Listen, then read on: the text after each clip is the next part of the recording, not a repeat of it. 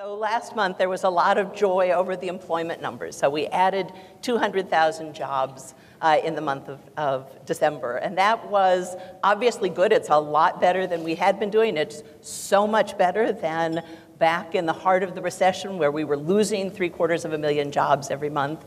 But fundamentally, 200,000 jobs is just not nearly enough. Given the hole we are in, that you need that kind of job growth, it would take a good 8 years before we actually got back to the employment levels or the trend that we were on beforehand. So that, even if that kind of growth continues, I think it's completely unacceptable.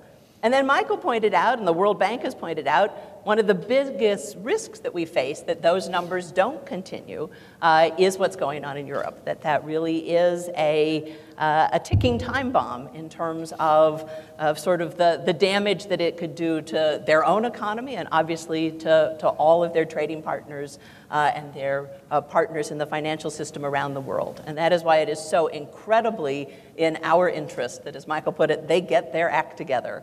And I think the one thing that does give me hope is that the nightmare scenario is such a nightmare. I think everyone in Europe understands that if a number of countries default, if countries leave the euro, if that system breaks up, it will be devastating to their financial system, to their real economy, to the people in the Eurozone.